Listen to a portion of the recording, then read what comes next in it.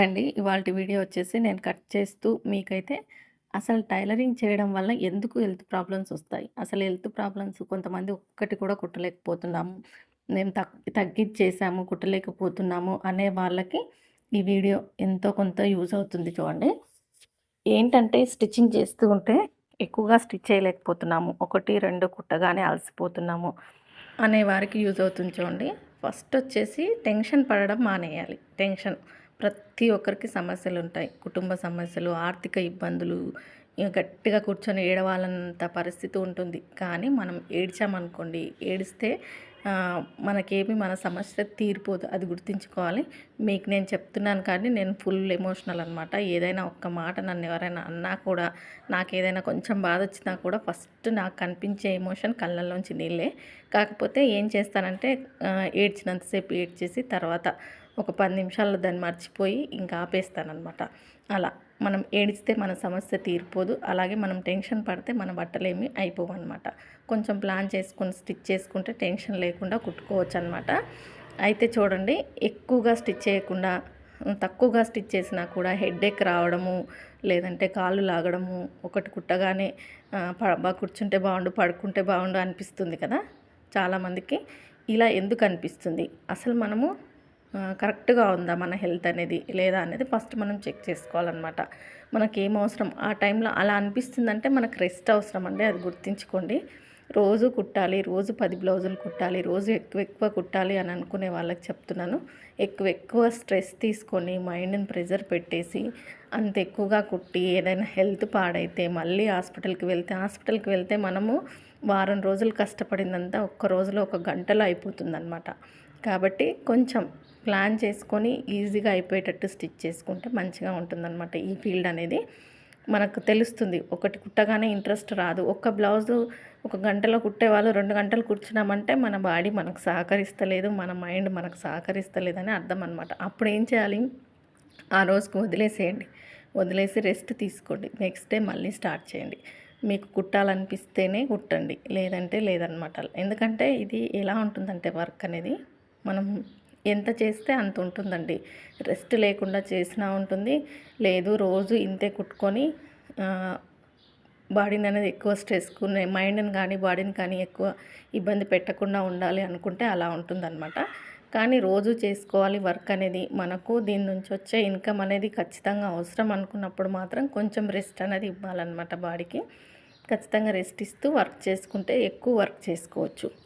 ఇప్పుడు ఈ మధ్యకాలంలో నేను వర్కర్ వచ్చేటప్పుడు కొంచెం తక్కువగానే స్టిచ్ చేసేదాన్ని. అంటే వాళ్ళకి కట్ చేసి ఇచ్చి ఎప్పుడు అర్జెంటుగా ఉన్నప్పుడు, లేదంటే వాళ్ళకి కట్ చేసిన తర్వాత 2, 3, 4, 5 అక్కడి వరకు కుట్టేదాన్ని. పెద్దగా మైండ్కు స్ట్రెస్ ఉండేది కాదు.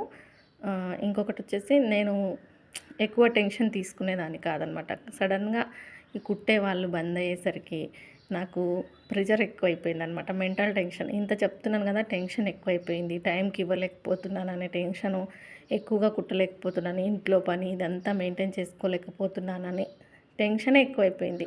పని చేసి అలసిపోవడం కంటే కూడా ఈ టెన్షన్ ఎక్కువైపోయిందనమాట.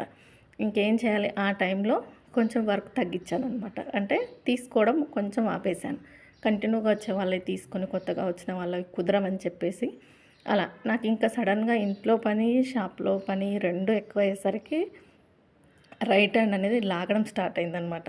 ఇంక ఇది కాదు అని చెప్పేసి కొంచెం పని తగ్గిస్తేనే చేయి లాగడం అనేది తగ్గుతుందని చెప్పేసి పని తగ్గించానండి. అంటే స్టిచ్చింగ్ పూర్తిగా ఒక 2, 3 డేస్ మానేసి 1, 2 అలా స్టిచ్ చేసి కూర్చోవడం, నేర్చుకునే వాళ్ళకి కటింగ్ చూపించేసి ఇలా కూర్చోవడం, ఇలా టైం పాస్ చేసేదాన్ని అనమాట. చేస్తూ ఉన్నా కూడా నాకు తగ్గలేదు నొప్పి అనేది.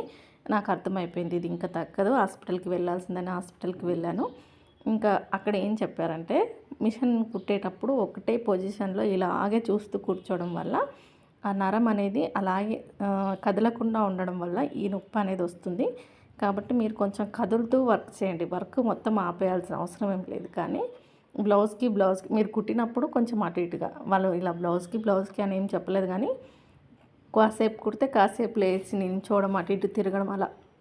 అంటే బాడీని ఒకే పొజిషన్లో ఎక్కువసేపు ఉంచకుండా కదిలిస్తూ వర్క్ చేసుకోవచ్చు. మీరు అలాగే కూర్చొని కుడితే ఇది ఎక్కువైపోతుంది. కాబట్టి అది మీ మీ మీ దగ్గరే ఉంది తగ్గించుకునేదని చెప్పారనమాట. కొన్ని మెడిసిన్స్ ఇచ్చేసి నేనైతే ఒక 10 డేస్కి ఇస్తే 5 డేస్కి తెచ్చుకున్నాను. 1 డే మాత్రం వేసుకున్నాను. మెడిసిన్స్ అలాగే ఉన్నాయి. ఇంకా నేను వేసుకోలేదన్నమాట.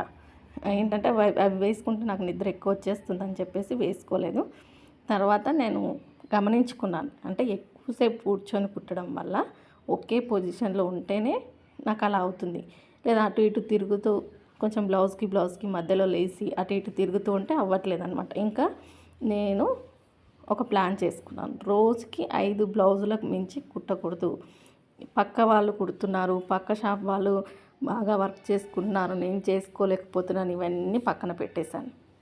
వర్క్ అనేది వచ్చిన కాడికి తీసుకుంటున్నాను. మరీ అర్జెంట్ అన్నవి వద్దని చెప్పేసి ఇంకా రోజుకి మినిమం 4 నుంచి 5, అంతకు ఎక్కువగా టైం ఉన్నా కూడా కుట్టకూడదని డిసైడ్ అయ్యాను అనమాట. 5 సరిపోతాయి నాకు. 5 కుట్టేసుకుంటే రేపు మళ్ళీ ఒక 5 అలా ఇలా ప్లాన్ చేసుకొని వర్క్ చేసుకోవడం వల్ల నాకు రోజు ఇంట్రెస్ట్ ఉంటుంది కుట్టడానికి. నేను 5 బ్లౌజులు ఒక 4 అవర్స్లో కుట్టేయచ్చు. మిగతా టైం ఉంది కదా అని చెప్పేసి ఇంకా 4 కట్ చేసి కుడదామని మాత్రం డిసైడ్ చేసుకోవట్లేదండి. ఇది ఎలా అంటే కొంచెం నేను చెప్తున్నాను కదా, ఇప్పుడు అనిపించవచ్చు కొంతమందికి ఈవేంటి ఇలా చెప్తుందని చెప్పేసి బాగా కుట్టే వాళ్ళకి. కానీ కొంచెం ఏజ్ ముఖ్యమన్నమాట. కొంచెం వయసులో ఉన్న వాళ్ళు కుట్టుకోవచ్చు. కానీ 35 దాటిందా వర్క్ ఎక్కువగా చేయలేము. అది దాటిన వాళ్ళకే తెలుస్తుంది. ఇప్పుడు నాకు 35 క్రాస్ అవుతున్నాయి కాబట్టి నేను చెప్తున్నాను అనమాట. వర్క్ అనేది ఎక్కువగా చేస్తే బాడీలో ఏదో ఒకటి స్టార్ట్ అవుతుంది. కాబట్టి నేను తగ్గించేసి ఇలా తక్కువగా రోజుకి 4 నుంచి 5, ఒక్కొక్క రోజు 3 కూడా స్టిచ్ చేస్తాను ఇంట్రెస్ట్ లేకపోతే. అలా స్టిచ్ చేసుకొని ఆ 5 చీరలకు సంబంధించిన ఫాల్స్ వేయడము, ఈ 5 బ్లౌజులు కుట్టుకోవడం అంతే. నేర్చుకున్న పిల్లలకి వాళ్ళకు డౌట్స్ క్లియర్ చేయడము, కటింగ్ చూపించడం, దీంతోనే నాకు సరిపోతుంది అనమాట. ఇంతకు ఎక్కువగా చేయాలని అయితే పెట్టుకోవట్లేదండి. ఎవరైనా ఎంతైనా కుట్టుకోనివ్వండి. మన హెల్త్ మనకు ముఖ్యం అనమాట. రోజుకొక యూట్యూబ్లో వీడియో, 5 బ్లౌజులు. నాకు యూట్యూబ్లో అమౌంట్ వస్తుందా అంటే ఇప్పుడు ప్రజెంట్గా అయితే ఒక పేమెంట్ వచ్చింది. నెక్స్ట్ పేమెంట్ రెడీగా ఉంది తీసుకోవడానికి. ఇంకా చాలు, ఇంకా నాకు 2 మంత్స్కి 3 మంత్స్కి ఒక పేమెంట్ వచ్చినా సరిపోతుంది. నేను చేసే వర్క్కి దీనికి నేను సరిపెట్టుకుంటాను. మనం మనుషులం కదా, ఎంత వచ్చినా మనకు సరిపోదండి. కానీ సరిపెట్టుకోవాలన్నమాట. ఇంకా నేను సరిపెట్టుకుంటాను. ఎక్కువగా వర్క్ పెంచేసి మెంటల్ టెన్షన్ తీసుకొని ఇదంతా హెల్త్ మీద పెట్టేసుకొని మళ్ళీ హాస్పిటల్లో చుట్టూ తిరిగేసి డబ్బులు అక్కడ పోసేసుకోవడం కంటే కూడా మనం కొంచెంగా ప్లాన్ చేసుకుంటే బెటర్ అనమాట. నేను పూర్తిగా మానేయట్లేదు. అలా అని చెప్పేసి వచ్చిన కస్టమర్స్ని వెనక్కి పంపించట్లేదు. నా దగ్గరకు వచ్చే వాళ్ళకి కొంచెం టైం ఎక్కువగా తీసుకొని కుట్టిస్తున్నాను అనమాట. చాలామంది అనుకుంటారు, మా చుట్టూ ఉండే వాళ్ళకి చెప్తున్నాను ఇది. చూసే వాళ్ళు ఉంటారు కదా, ఎవరైనా తెలిసిన వాళ్ళు, 11ంటికి వస్తుంది, ఏం కుడుతుంది 11ంటికి వస్తుంది అనుకుంటారు. నాకు ఇంట్లో పని ఎక్కువగా ఉంటుంది. ఎవరు ఒక్కరు కూడా హెల్ప్ చేసే వాళ్ళు ఉండరు. కాబట్టి నాకు ఖచ్చితంగా ఇంట్లో పనికి కరెక్ట్గా ఇంట్లో పని అయిపోయి నేను టిఫిన్ చేసేసరికి 10 అవుతుందన్నమాట. ఆ 10 నుంచి నేను ఆ 1 అవర్ ఏం చేస్తాను, వీడియోస్ ఎడిట్ చేసుకోవడం, దానికి వాయిస్ ఇచ్చుకోవడం, ఈ పని ఉంటుందన్నమాట. ఈ పని అంతా కంప్లీట్ చేసుకొని నేను బయటకు వచ్చేసరికి 11 అవుతుంది. షాప్కి వచ్చేసరికి నా కోసం పిల్లలు వచ్చి వాళ్ళ పని వాళ్ళు చేసుకుంటూ వెయిట్ చేస్తారనమాట. చాలామంది అంటారు, ఏమో 11ంటికి వస్తుంది అని చెప్పేసి. 11ంటికి వస్తాను, కానీ నైట్ 8 వరకు ఖచ్చితంగా షాప్లోనే ఉంటానన్నమాట. పొద్దున వదిలేసిన టైం నైట్ కలుపుకుంటాను. కానీ అంతసేపు ఉన్నా కూడా అంతసేపు ఒకే పనిగా స్టిచ్ చేయడం ఆపేసాను అనమాట. 5 స్టిచ్ చేసుకోవడం, ఫాల్స్ వేయడం, రేపటికి ఏమున్నాయి, రేపటికి లైనింగ్స్, ఇంతే. ఇక్కడ వరకే ప్లానింగ్. ఇంటికి వచ్చేటప్పుడు ఇంటికి మళ్ళీ బట్టలు తీసుకురావడం మానేశాను అనమాట. ఓన్లీ లైనింగ్ ఉతకడానికి మాత్రమే తీసుకొస్తున్నాను. కటింగ్కి తెచ్చుకోవట్లేదు. ఎందుకంటే అటు పని అటే, ఇటు పని ఇటే అన్నట్టుగా పెట్టేసుకున్నాను. మళ్ళీ ఇంటికి తీసుకొస్తే వంట చేసేటప్పుడు ఇవి కట్ చేయాలని మళ్ళీ టెన్షన్ పడాలి. మళ్ళీ దబదబా పని చేసుకొని మళ్ళీ కూర్చోవాలి. ఇదంతా కాదని చెప్పేసి ఇలా ప్లాన్ చేసుకొని వర్క్ చేస్తున్నాను అనమాట. అందుకే నాకైతే నిజంగా చెప్తున్నాను, చాలా ఫ్రీ అయిందనమాట మైండ్ అనేది. చాలా ఫ్రీగా పీస్ఫుల్గా వర్క్ చేసుకుంటున్నాను, టెన్షన్ లేకుండా.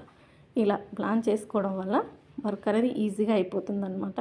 కాబట్టి ఎక్కువ స్టిచ్ చేసేవాళ్ళు అనిపిస్తుంది, మేము చేస్తున్నాం కదా, మాకేం అవ్వట్లేదు కదా, కొన్ని రోజులు వెయిట్ చేయండి, అదే తెలుస్తుందన్నమాట.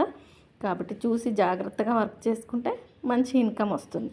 దీనికంటే ఇంత పెట్టుబడి లేని పని ఏదీ లేదండి. ఇదైతే మంచి పని అనమాట. అంటే తక్కువ ఖర్చుతో ఎక్కువ అమౌంట్ వస్తుంది. మన శారీరక శ్రమే ఉంటుంది దీంట్లో. కాబట్టి ఈ వర్క్ నేర్చుకునే వాళ్ళు రోజు వర్క్ చేసేటట్టు ప్లాన్ చేసుకోండి. వీడియో నచ్చిందా? నచ్చితే లైక్ చేయండి, సపోర్ట్ చేయండి, సబ్స్క్రైబ్ చేసుకోండి.